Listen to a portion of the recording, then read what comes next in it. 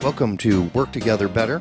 This is Derek Ritchie. I'm your host. With me are Michele Mattoon and Jim McKean from Coltrain Group, and we're going to talk about, are company retreats important?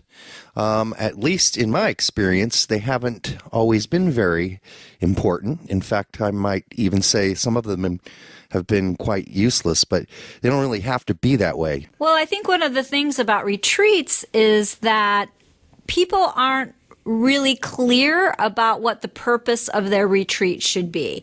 And so I think everybody does them because they feel like they are obligated to do a retreat every year. Yep. And a lot of times they end up on a spectrum on both ends. So on one end of the spectrum is let's do team building kind of retreat where you do all those activities to sort of show that you trust each other. Trust falls right, and all where that. you can communicate.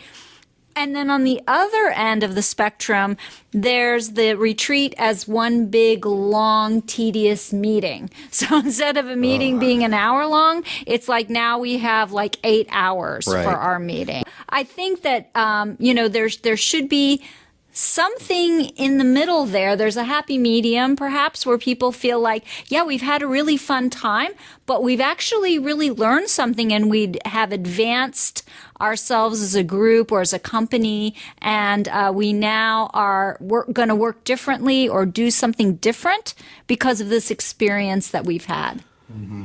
Yeah, I think Michele, you really hit the nail when you talk about not actually knowing why we're here. I think most companies hold their first meeting, their first retreat, because they think they're missing something, and that if we can just get everybody in the room, we can somehow magically sort of we can fix it, whatever the it is, right?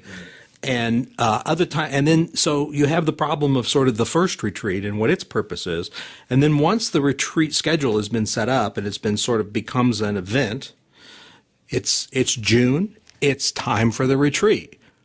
What do you think we ought to work on? And then you're kind of digging for purpose, right? And neither one of those really are very good approaches to the retreat model. Right. Outside of the fact that people just seem to do them year after year because they have to, or because they're supposed to, I think the biggest challenge that people seem to have is getting something actually useful out of it.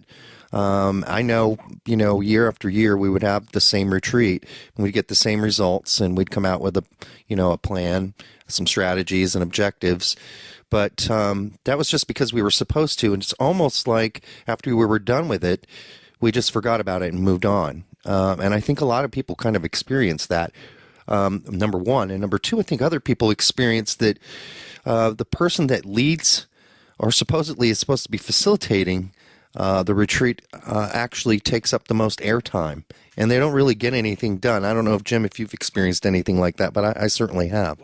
I definitely have. I think it's impossible to be both a skilled facilitator and a participant at the same time. The two roles are just fundamentally different. And if you talk to people who have tried to do that, and you get them to talk honestly with you, they will eventually tell you, okay, well, I didn't do that very well, because and it could fail on either side of the spectrum. They could say, I wanted to participate more than I felt I was able to as facilitator, or I didn't facilitate as well because I wanted to make sure my point got across. Right. Yeah, and I think, people... The idea of a retreat is a great idea. It's this idea of we're going to take our group of people and we're going to put them someplace else, hopefully, most retreats, and we're going to do something different. And the hope is that when we put these same people in a different place, and maybe do something different, then something new or innovative or exciting or whatever, something different will happen because of that. But I think as both you and Jim touched on, the problem is that if you've got the same person who is the facilitator or the person who's putting it together, and they're maybe not trained to do that, then you kind of run into this rut so that this is what we do. It becomes sort of, oh, this is a retreat and this is sort of what we do in our retreat. And so now that's what we're always going to do. Like the dynamic of the office, the communication, and the way that dynamic in the office isn't going to necessarily change just because you go off site and get in a different room. The same sort of problems are going to pop up that you have in the office.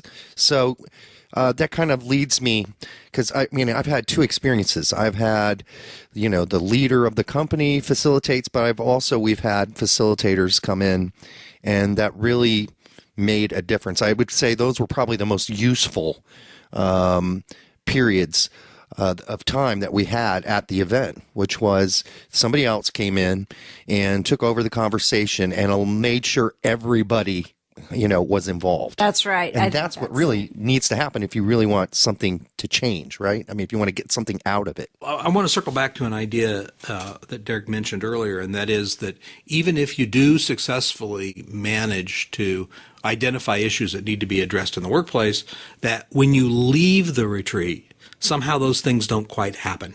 Yes. And I think there's a kind of a tyranny of the status quo that happens when you get back into your same place and you sit down in the same chair you've been sitting in, and your cubicle is butted up against the same people that have been around you. You start doing the same thing you've been doing all the way along. And so that's one of the things that people sometimes call this implementation gap between the plans we came up with and our actual ability to execute them. And I think that you have to be really cognizant of that when you put the meeting together, so that you have a cleaner, clearer, crystal clear message that you carry out of the retreat back into this sort of stuck in the present workspace that you're in. Yeah, I think, and again, that goes to the purpose. What's Yes, the purpose absolutely. for the retreat? Mm-hmm. And then those next steps. So how are we going to do this once we get out of the retreat? Those steps have to be dealt with in the retreat time. Yes. So everybody knows what their responsibility, and then it's really up to the leadership also to get everybody together and say, okay, how's that going? And knowing that there's going to be a follow-up and people are going to give feedback about it and think about next steps and continue to go on. So I think that is absolutely an important piece that needs to happen. Even if you're just doing, and I don't want to say just, because team building is really important, but even if that's your focus, we want to build better teams, then how do you translate this experience that we had in the retreat to the experience that we have in the office working with each other? How do we make sure that happens, that transfer? And I think it's very important for that not to be the last 20 minutes of the meeting. Yeah. Right. This is a big deal.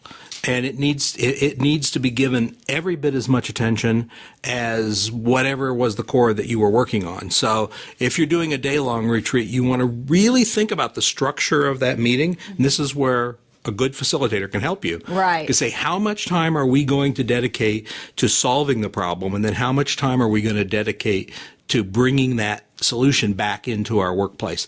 And I think if you're not, close to 50-50 on those, you may very well not be successful when you bring it back into the workplace. I completely agree. So Jim, what I'm hearing you say is that it's even good to map out what you might do or accomplish at a retreat with someone from the outside. That even makes sense. Not just to sort of say, all right, well, here's what we're going to do, and in this tiny part of it will be facilitated. But it's actually good to sit down with an outside party and maybe look at the structure of the retreat itself. Well, I think so. And I think that a lot of times when people do their own internal planning for this, oftentimes people will plan these events sort of around ideas. We're going to take 15 minutes to do, we're going to work on this problem, and then we're going to take an hour and work on that problem.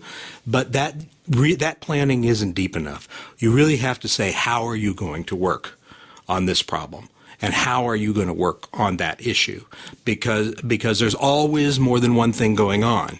You're working on the content but you're simultaneously managing the interactions with the people in the room to get the best value out of that content. And if you have a facilitator who knows how to structure those meetings so that happens, so that all voices get heard and we have this experience or we work on this problem and then we reflect on it and then we debrief it and we say, so what did we get out of that?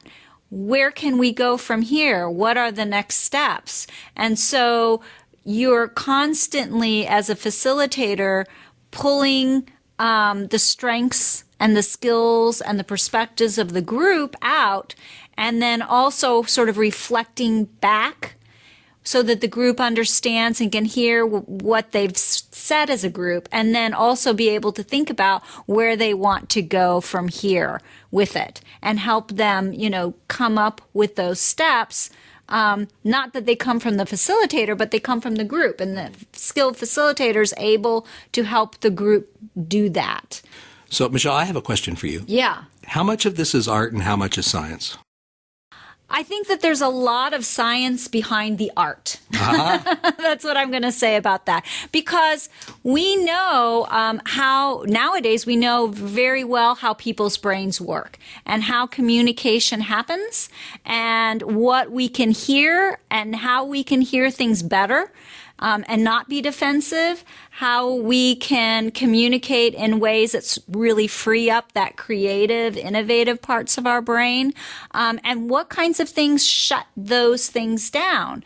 And so the skilled facilitator understands that and can come up with structures that pull out the best because of the way people's brains work. But there's an art to it. There's an idea of really listening deeply and sort of orchestrating. I think about a skilled facilitator is a great person who's standing up there in front of the orchestra, the conductor, and you're pulling out the best music possible from the group because you're there. And they can play without you.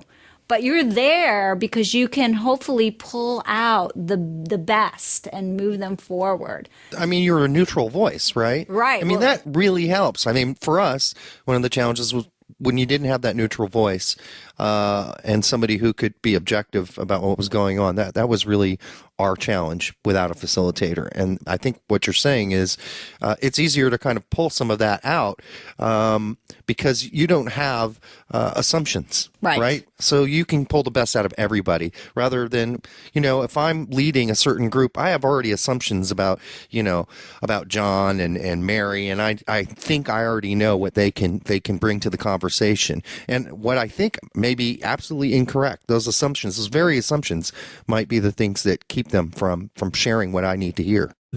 I think this idea of the importance of a neutral facilitator is an absolutely critical idea. I also think, though, being neutral by itself is not enough. Right. That in addition to that, you also need the orchestrative skills. Right. And I don't want to push that metaphor too far because, the orchestrator is leading a group of people through a known piece.